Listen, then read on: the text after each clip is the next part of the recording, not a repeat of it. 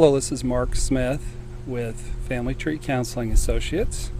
I'm going to bring you some poetry today in the video. I've entitled it Relationship Addiction Recovery Poetry. I had written a piece of poetry about my relationship addiction back in April of 2007, and I was just thinking about it this week, and I pulled it up on my computer last night and was just thinking about it, and I thought I might share it with you. There's been a lot of dialogue on my videos of late about monsters. Are there monsters? Who's the monster? There's been some sharing that if you see somebody as a monster, are you thinking like a victim? It's good dialogue, and I encourage it. I guess where I'm at is, of course, there are no victims in relationships, and I certainly was not victimized in mine. What I've been reflecting on this week is what was there in me that caused me to pick somebody who was a love addict and a sexual addict and somebody who would deceive and lie and betray and abandon. And the answer is always in the mirror, folks. The reason we get hurt is always boundaries that we didn't set, wiring that we have in our picker of lovers and spouses, and in the wounds of our childhood. I see the sun is trying to get on my chrome dome here, so I'm going to try to dodge it for the rest of this. So I just want to share with you some poetry that talks about, for me, and I think for everybody, where does the wounding and that hole inside you and that neediness, where does it come from? And I think the wounding, of course, comes from your childhood. So I'm going to share 3 pieces here. 2 of them are mine, and one of them isn't really about relationship addiction. It's about creativity, and it's really my favorite quote, and it's by the poet Pearl S. Buck. I think I might have shared all of these on my blog, but I don't know that I've shared them on video form. So anyway, the first one is called Wudge. And when I was a little guy, my mother made fudge, and to me I called it Wudge, and it sort of represented nurturing to me. So I'm gonna read Wudge. I am little again. She bounces around the kitchen, all bubbly joy and smiles, light on her feet, a twinkle in her eye. Doris Day regales and brightens my tiny senses. Que sera, sera. Whatever will be, will be. The future's not ours to see. Que sera, sera. The magical aroma of boiling liquid fudge dominates and warms our safe place. It was Wudge to my little self, by far the most wonderful smell of my childhood. Dodging the sun. What a perfect blend. Soft, sweet chocolate, bettered by crunchy, salty pecans. It tasted heavenly. It was nurturing, addictive, motherly love. I would gobble it up until I was sick. I longed for more touch from my sweet, angry, too busy mother, but I gleefully consumed that which she offered. The special treat filled in what I needed, and ultimately it was not nearly enough. I am little still. And the truth is about us is we are little still. We are little wounded children walking around in adult bodies. I wish that wasn't true, but it is. You hear me say that a lot. I am little still. So I learned as a little boy to substitute the food, the fudge, instead of maternal love. And because I didn't get enough touch, enough attention, enough nurturing, enough connection, then of course I developed into a relationship addict. And that is why I picked a fellow addict, and that is why I got my clock cleaned in love, because it's all fair and it's all good. You know, there truly are no victims at all, ever, in relationship and love. So, switching over to creativity, this beautiful quote by Pearl S. Buck: "The truly creative mind in any field is no more than this: a human creature born abnormally, inhumanly sensitive. To him, a touch is a blow, a sound is a noise, a misfortune is a tragedy, a joy is an ecstasy, a friend is a lover is a god, and failure is death." Add to this cruelly delicate organism the overpowering necessity to create, so that without the creating of music or poetry or books or buildings or something of meaning, his very breath is cut off from him. He must create, he must pour forth out creation. By some strange, unknown inward urgency, he is not really alive unless he is creating. I relate to that. I get up on Sunday morning and I'm just driven to write, and I'm driven to create, and I'm driven to make videos, just because that's just my nature to do so. That's just how I'm put together. And it's fun for me. I'm still dodging the sun here. I don't know if I'm going to make it. And that's what's difficult for creative people when they experience trauma, because it's magnified many times over.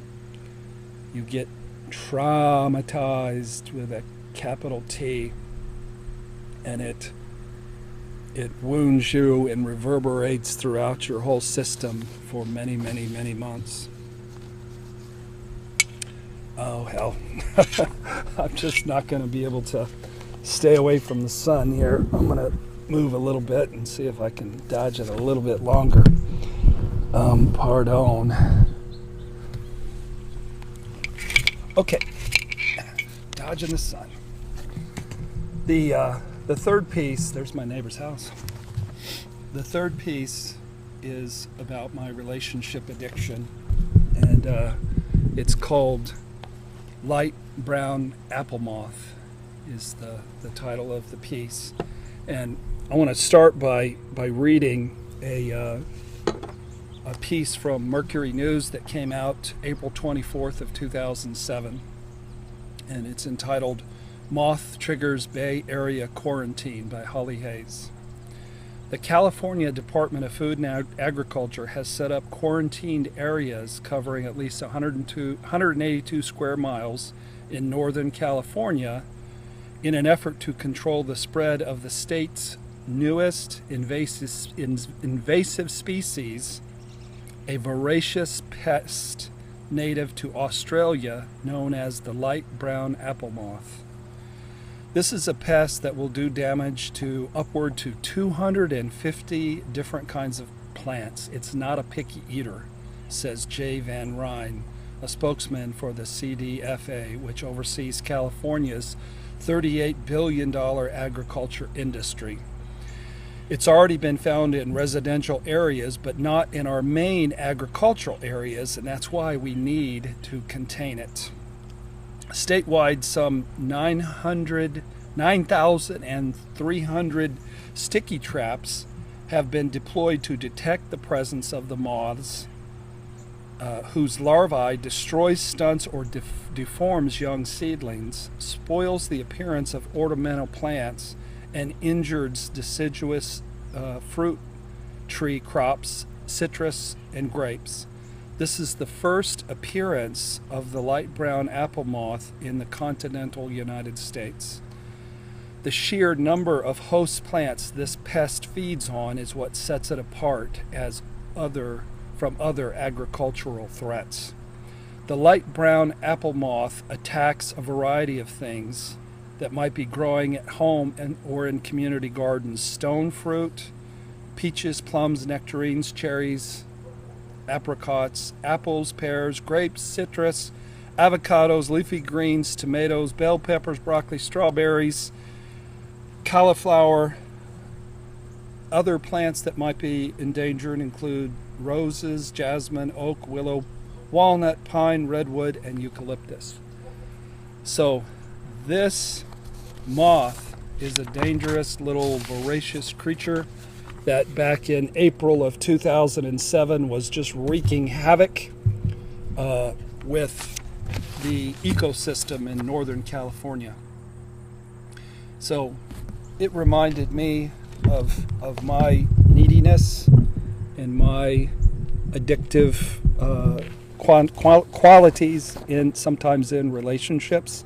So on April 28th of 2007, I wrote this poem, Light Brown Apple Moth. Quarantine, pest infestation. We have to contain it. The light brown apple moth, not a picky eater. Quarantine, not safe to be around this one. Fields barren, picked over. Destructive, stunting, deforming larva.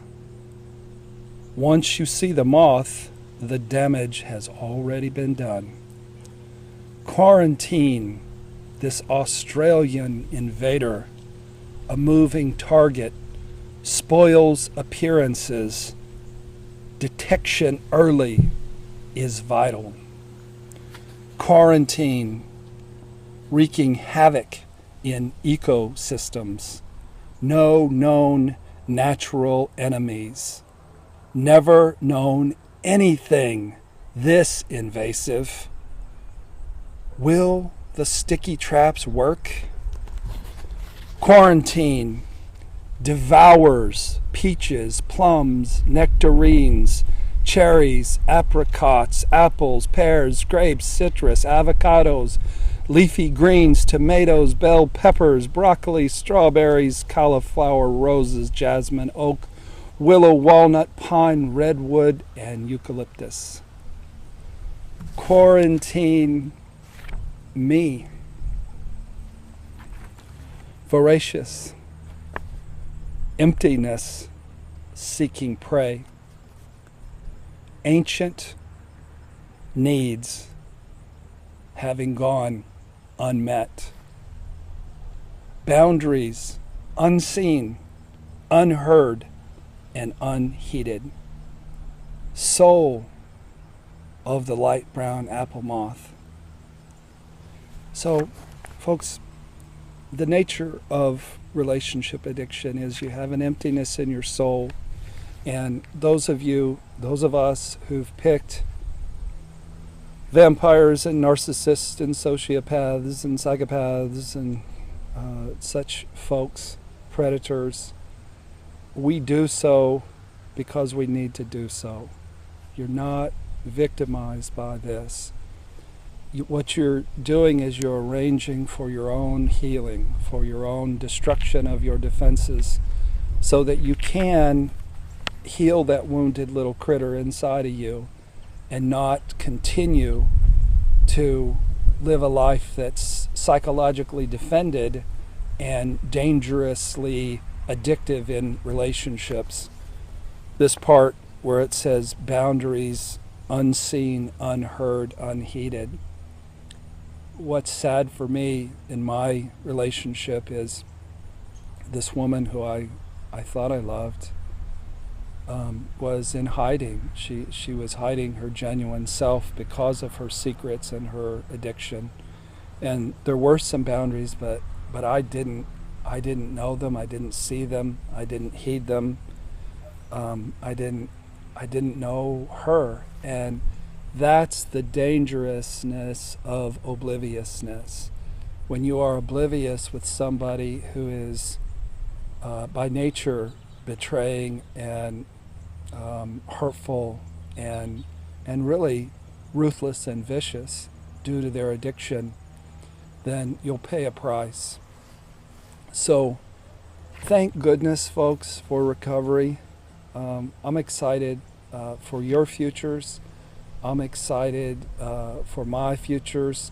Maybe this light here that I can't keep off my face, maybe it's sort of a metaphor for recovery, because our addictions really take place in the darkness, and you are only as sick as your secrets. I wish that there were a lot of really great 12-step programs for relationship addiction in the Indianapolis area. There isn't. So what I've been doing is I've been attending 12-step meetings called Sex Addicts Anonymous. And while I'm not a sex addict, what I have is perhaps worse. In 2007, when I wrote this poem about the light brown apple moth, I went to a treatment program that was hosted by Patrick Carnes at Pine Grove in Hattiesburg, Mississippi, and I worked with my wonderful therapist, Paul Hartman, there. And I shared the week with 8 pretty hardcore sex addict fellows, and they told some pretty awful stories, some pretty heavy stories, but we got to the end of the week and Paul Hartman dismissed all of them, but he drove me over to Pine Grove and wanted to have me stay for 45 days and admit me to their program because of the voraciousness of my light brown apple moth, the voraciousness of my neediness. I wasn't able to participate because my then wife didn't okay the funding for that. But look in the mirror, people. That's been so helpful to me, that if you've met danger and wounding and trauma, ultimately, yes, the pain is in your body, the trauma is in your body, and you need to cry, you need to work through some anger, you need to do some physical things to get this trauma out of your body. And I do that every day. I still cry almost every day, and I hit the punching bag, and I write, and sometimes in the car I yell to get the anger out. But ultimately, we are given a wonderful opportunity to heal that little kid inside of us. And rather than bitterness and fear, the goal is a life of gratitude, a life of joy, a life of freedom. Last night I got to spend an evening with my daughters, and while it was hard at times to be present, because I would think some things that brought up the past and brought up my relationship, for the most of the evening I was able to really have joy and just be with my daughters, and that was a fabulous thing. So I hope you enjoyed the poetry today. the poetry of relationship addiction. And I hope it encourages each of you to take a long, hard look at yourself. In 12-step programs, they call it rigorous honesty. They call it taking a fearless and searching moral inventory. And I hope that this material has encouraged you to get your focus off of the person who, yeah, maybe they did act like a monster, maybe they are a narcissist, but let's get the focus on the only one person on the planet that you have any control over or any shot at healing, and that is our very own selves. And let's get busy with wholeheartedness and joy healing that person. Thank you for watching the video today. Thank you for the sunshine that I dodged, but I could not ultimately escape. If you haven't joined our YouTube channel, you can join and subscribe at Family Tree Counseling on YouTube. I think we're sneaking up on 5,000 people who've subscribed to our channel, and we've gone over 500,000, 14,000 views on our channel, so that's exciting. There are 6 books that I have written, and you can get them at our website, familytreecounseling.com. There's an excellent book on abandonment, and an excellent book on shame, and several other books that will feed your recovery some good material. Keep the comments coming, folks. I was going to write about some of the dialogue that's been going back and forth today, but my daughter wants me to go with her to a Buddhist temple so that she can observe mindfulness. I'm going to go. I just want to hang out with my daughter. Thank you for watching today. Have a wonderful Sunday, and God bless.